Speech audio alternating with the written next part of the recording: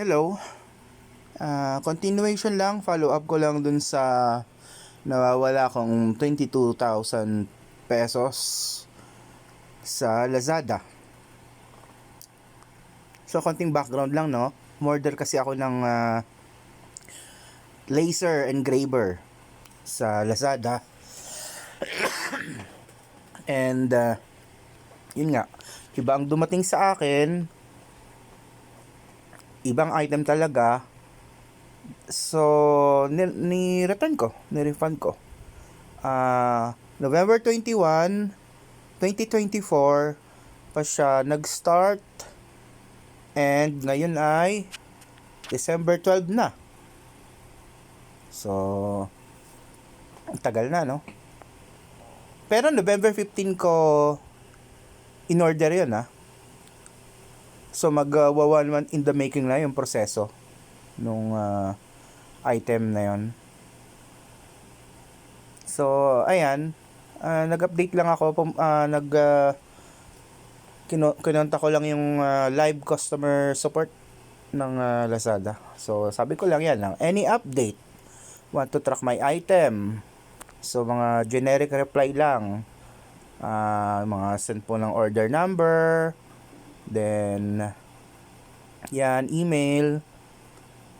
O phone number for verification. So, sabi, still reviewing po ng case ko.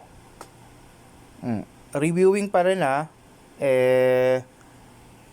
to, December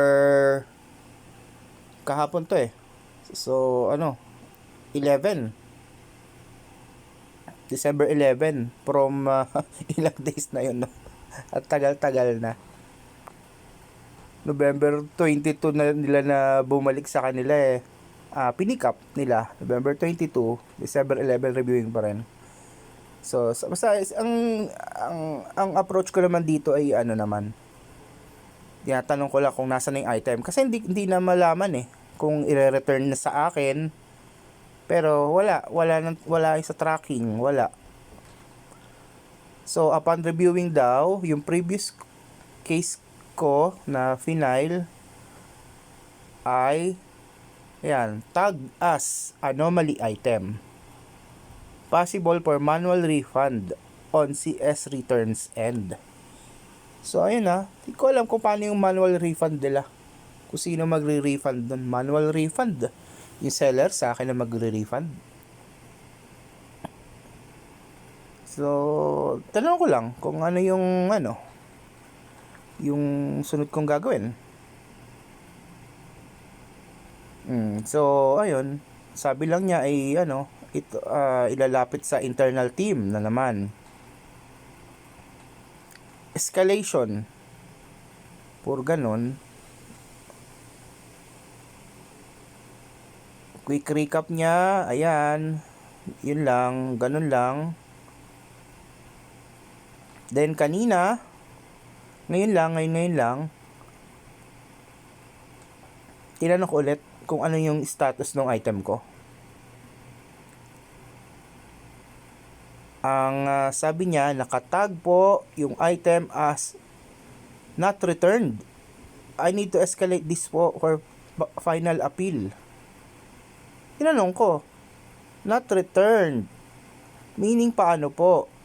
Not returned sa akin o returned sa warehouse? Nasagot sa akin, sa warehouse po, sir. Isip ko, paanong sa warehouse? Dun sa application ay bumalik na yung item ko sa silang warehouse noong November 25. Ito,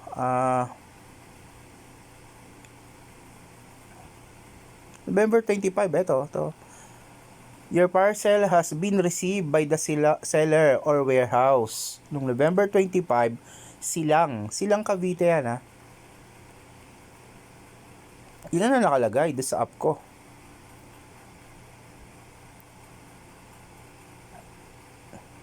eh, iba pa pala yung iba yung nasa app at doon sa nababasa ng customer support. 'Di ba? Magulo. And hindi mo maintindihan talaga yung yung sinasabi din ng customer support eh. We were unable to accept your return. We will ship the item back to you noong December 6. December 6. Yun ang sabi dun sa Lazada app. Pag-track ko yung progress.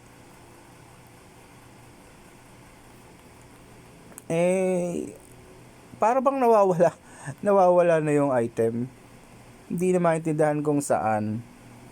So ayun na.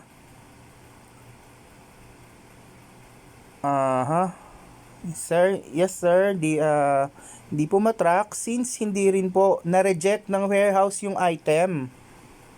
Sabi ko kasi akala ko manual refund na. Abutin pa yata 1 month. Currently, nasa na po yung item ko, di ko po matrack. Daw. Yes sir, hindi po matrack kasi hindi rin po na-reject ng warehouse yung item. So ayun nga, sabi ko, iba po ba yung status nakikita ng CS sa Lazada app ko? Biglang rejected, ibabalik daw kasi sa akin yung item and walang dispute na nangyari. So di ko po maibigay buong unboxing video ko. Wala eh. Nung nireject nila yung sa app nung sabi doon sa app na rejected, nung December 6, walang dispute button na lumabas. So, paano ko ibibigay yung mga supplementary files ko, yung complete unboxing video ko? Pero yung seller, meron doon nakalagay walang dispute button, pero merong button na message seller. Doon sa message seller, minessage ko naman yung seller, sinend ko sa kanya yung buong unboxing video ko. And siya mismo, yun na nga, nagsabi na i-return ko nga. Kasi hindi naman nila item yun. Hindi naman nila box yun eh. Rectangular yung box pala nila. Yung nakuha kong box, parang halos square na. Iba yung dimension. Ito, sabi ko kanina dun sa CS, ano need ko gawin para maayos ko refund? November 21 pa ako nag-start ng return refund process. And puro escalation. And wait for 48 hours lang. Laging ganun, 24 to 48 hours. Then, wala namang mangyayari. So, ito, generic replies. Mga copy-paste na lang to ng mga agent. Sorry to hear that. Apologies for that matter. I'm truly sorry. Ano po next process ko? Sabi ko. But for this po, as of now, need po muna namin ito ma-escalate ulit sa internal team po namin. Escalation pa rin. Escalation pa rin. After 24 to 48 hours and wala po nangyari ulit. Ano po next process ko? Yung tanong ko ulit. Pasensya na po sir. Hindi po kasi ito naka-receive po sa warehouse.